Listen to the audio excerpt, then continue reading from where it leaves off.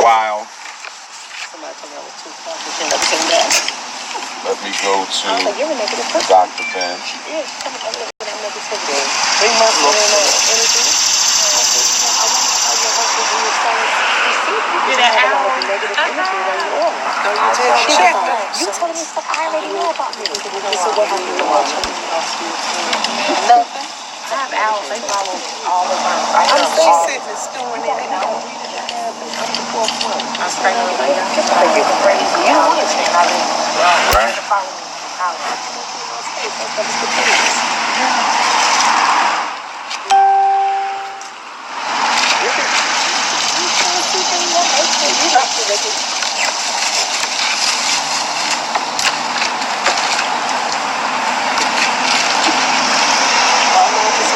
Chill. Light that up. Spark it up like a big joint.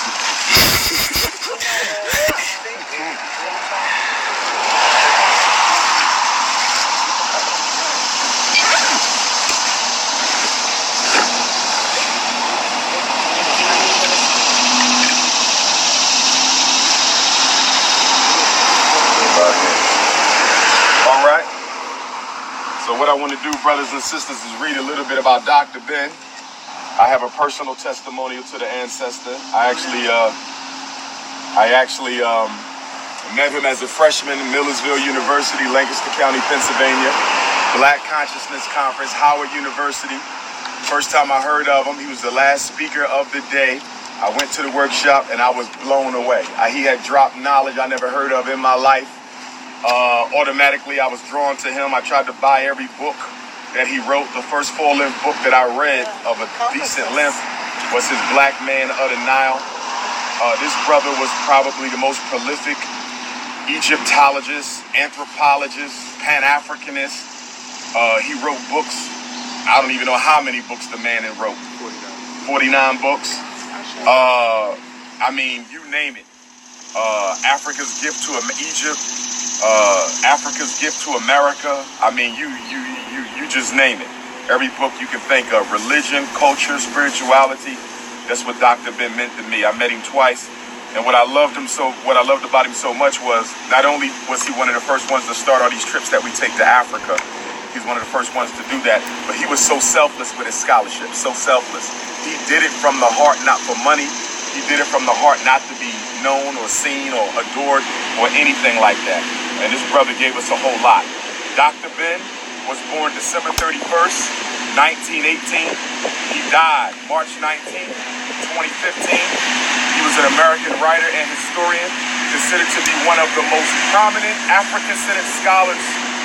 While most mainstream scholars, white folks, didn't like him because he was unapologetically African. He was a Garveyite, and he was a member of the New York City UNIA. He also was one of Malcolm X's secret advisors. A lot of that information that Malcolm used to give to the world, he got it from Dr. Ben and Dr. Clark. Okay? Notable awards, honorary doctoral degree, sojourner at Douglas College, but he was a doctor himself. He was also trained as an attorney and a historian. Okay, multiple degrees. Early life, born in Ethiopia to a Puerto Rican Jewish mother. What? And an Ethiopian Jewish father. I'm going to change that. To a Puerto Rican Hebrew mother and an Ethiopian Hebrew father. Other sources say that he was probably Puerto Rican, but claimed to be of Ethiopian Jewish extraction. Now that's ridiculous, because anybody who ever seen Dr. Ben, he's unmistakably black. But just like Arthur Schomburg, Puerto Rican ancestry, but knew that they was African. But unlike Arthur Schomburg, Dr. Ben looked unapologetically African, whereas Arthur Schomburg looks like what we would call a modern-day Puerto Rican. Dr. Ben's academic record, wait a minute.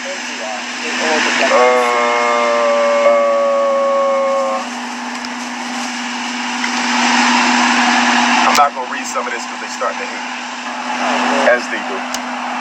So, Ashe, we want to come and pour libation to our great ancestor, Dr. Yusuf Ben Yakinen, a man that embodies the word research, mastery, scholarship, perfection, Pan-Africanism, dedication, to be unapologetically African, to serve the community.